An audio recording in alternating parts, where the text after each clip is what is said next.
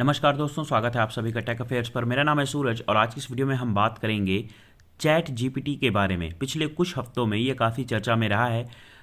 इस वीडियो में हम इसी के बारे में बात करेंगे कि आखिर ये चैट जीपीटी क्या है।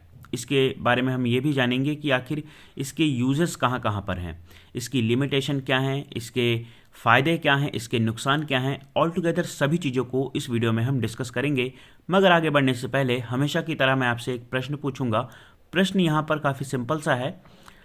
With the present state of development, artificial intelligence can effectively do which of the following.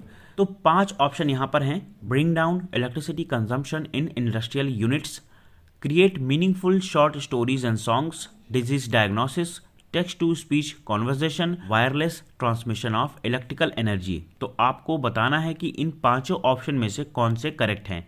आप नीचे दिए गए कोड का इस्तेमाल करके इसका आंसर दे सकते हैं। इसका सही आंसर मैं आपको दूंगा इस वीडियो के एंड में। रिसेंटली ओपन एआई ने चैट जीपीटी नाम का एक नया चैटबॉट इंट्रोड्यूस किया है, जो एक कन्वर्सेशनल आर्टिफिशियल इंटेलिजेंस है और ह्यूमन की तरह ही क्वेश्चंस का आंसर देगा। अब मैं थोड़ा सा आपको बताता हूं इस चैट जीपीटी के बारे में।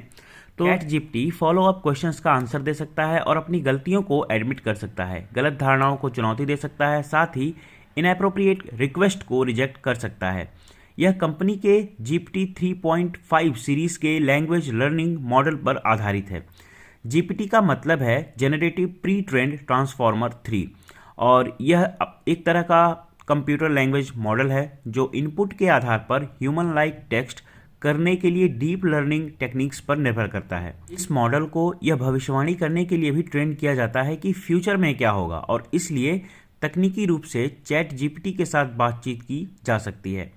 चैटबॉट को reinforcement learning from human feedback का उपयोग करके भी ट्रेन किया गया था। अब इसके हम यूजर्स की बात कर लेते हैं। तो इसका उपयोग रियल वर्ल्ड एप्लीकेशन जैसे digital marketing, online content creation, customer service queries का आंसर देने, यहाँ तक कि डीबग कोड में मदद करने के लिए भी किया जा सकता है। ह्यूमन जैसी बोलने की शैली की नकल करते हुए यह बॉट कई तरीके के सवालों का जवाब दे सकता है। इसे basic emails, party learning list, CVs और यहाँ तक कि कॉलेज एसेज और होमवर्क के रिप्लेसमेंट के रूप में देखा जा रहा है। इसका उपयोग कोड लिखने के लिए भी किया जा सकता है। इसके लिमिटेशन की अगर हम बात करें तो यह चैटबॉट में लगभग सभी एआई मॉडल की तरह रेसिस्ट बायस संबंधी समस्याएं हैं। चैटबॉट के आंसर ग्रामेटिकली करेक्ट होते हैं और इसकी रीडिंग संबंधी समझ भी अच्छी है, परंतु इसमें कंटेक्स्ट और सबस्टांस संबंधी समस्या है जो काफ़ी हद तक सच है। चैट जीपीटी कभी कभी गलत जानकारी भी दे देता है और इसका ज्ञान साल 2021 से पहले हुई ग्लोबल इवेंट्स तक ही सीमित है। चैटबॉट्स, जिसे चैटरबॉट भी कहा जाता है, आर्टिफिशियल इंटेलिजेंस का ही एक रूप है जिसका उपयोग मैसेजिंग एप्लीकेशंस में किया जाता है। यह टूल कस्टमर्स को कन्वीनियंस प्रोवाइड करते हैं। यह ऑटोमेटेड प्रोग्राम्स हैं जो कस्टमर्स के साथ ह्यूमन की तरह बातचीत करते हैं और इसमें इंगेज होने के लिए ना के बराबर आपको पे करना होता है। फेसबुक मैसेंजर में बिजनेसेस द्वारा या अमेजॉन के अलेक्सा जैसे वर्चुअल असिस्टेंट के रूप में उपयोग किए जाने वाले चैटबॉट इसके कुछ प्रमुख एग्जाम्पल्स हैं। चैटबॉट 2 तरीकों में से काम करते हैं, एक तो मशीन लर्निंग के माध्यम से और दूसरा सेट गाइडलाइंस के साथ। हालांकि एआई टेक्नोलॉजी में एडवांसमेंट के कारण निर्धारित गाइडलाइंस का उपयोग करने वाले चैटबॉट एक हिस्टोरिकल फुट नोट बन रहे हैं। अब मैं आपको बताता हूं उनके टाइप्स के बारे में। तो पहला है चैटबॉट विथ सेट गाइडलाइंस। यह केवल रिक्वेस्ट और वोकैबुलरी की एक सेट या फिक्स नंबर का जवाब दे सकता है क्योंकि यह प्रोग्रामिंग कोड जितना ही इंटेलिजेंट होता है। लिमिटेड बॉट का एक उदाहरण ऑटोमेटेड बैंकिंग बॉट है जो कॉल करने वाले से यह समझने के लिए कुछ प्रश्न पूछता है कि कॉलर क्या करना चाहता है। और दूसरा है मशीन लर्निंग चैटबॉट। ऐसे चैटबॉट जो मशीन लर्निंग के माध्यम से काम करते हैं, उसमें आर्टिफिशियल न्यूरल नेटवर्क होता है जो ह्यूमन ब्रेन के न्यूरल नोड्स से इंस्पायर होता है। बॉट को सेल्फ लर्निंग के लिए प्रोग्राम किया गया है क्योंकि इसे नए डायलॉग और वर्ड से इंट्रोड्यूस कराया जाता है। फैक्ट, जैसे ही चैटबॉट को नई आवाज़ या टेक्स्ट डायलॉग प्राप्त होते हैं, पूछताछ की संख्या जिसका वह आंसर दे सकता है, इसकी एक्यूरेसी, इसकी सटीकता काफ़ी बढ़ जाती है।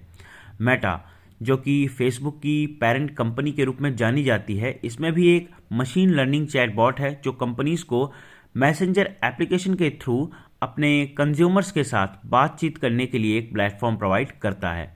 तो ये तो था चैटबॉट के बारे में। अब हम चैट जीपीटी के एडवांटेजेस और डिसएडवांटेजेस के बारे में बात कर लेते हैं। फर्स्ट ऑफ ऑल हम इसके एडवांटेज के बारे में बात करते हैं।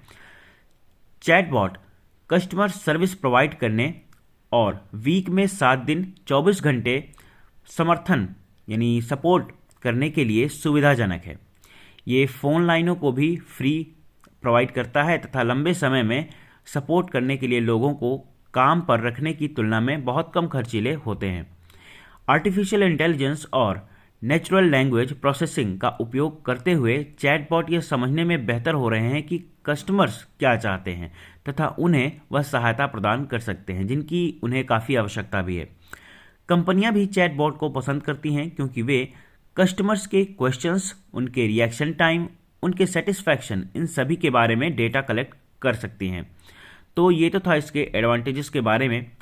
अब हम इसके डिसएडवांटेजेस के बारे में समझते हैं। तो देखिए, यहाँ तक कि नेचुरल लैंग्वेज प्रोसेसिंग के साथ वे कस्टमर्स के इनपुट को पूरी तरीके से नहीं समझ सकते हैं और इररिलेवेंट आंसर प्रोवाइड करते हैं। कई चैटबॉट्स इन प्रश्नों के दायरों में ही सीमित हैं जिसका वे जवाब देने में सक्षम हैं। चैटबॉट लागू करने और बनाए रखने के मामले में महंगे हो सकते हैं क्योंकि उन्हें लगातार अनुकूलित एवं अपडेट करना होता है। एआई में इमोशंस का समावेशन अभी भी काफ़ी चैलेंजिंग है और हालांकि एआई द्वारा अनैतिक और हेट स्पीच के खतरे इसमें बने हुए हैं। तो ये तो था चैट जीपीटी के बारे में। आई होप आपको सारी चीज़ें समझ में आई होंगी, जितनी भी चीज़ें मैंने इसके बारे में डिस्कस करी हैं ना। वापस आते हैं अपने क्वेश्चन पर। जो क्वेश्चन मैंने आपसे भी पूछा था कि with the present state of development artificial intelligence can effectively do which of the following statement. तो 5 ऑप्शन थे जिसका देखिए सही आंसर है ऑप्शन बी, कोड का इस्तेमाल करते हुए। तो first, second and fourth only. Bring down electricity consumption in industrial units, साथ ही disease diagnosis, also text to speech conversation ये इफेक्टिवली कर सकता है। तो आई होप ये लेक्चर आपके लिए हेल्पफुल रहा होगा। अगर आपको इससे संबंधित और कोई भी इन्फॉर्मेशन चाहिए तो आप कमेंट में डिस्कस कर सकते हैं। ऑल्सो आप मुझसे कनेक्ट कर सकते हैं मेरे social media platform LinkedIn, Twitter, Instagram पर। इन सभी के लिंक आपको डिस्क्रिप्शन में मिल जाएंगे। ऑल्सो इस चैनल के अबाउट सेक्शन में भी मिल जाएंगे। So thank you for watching this. Have a great day.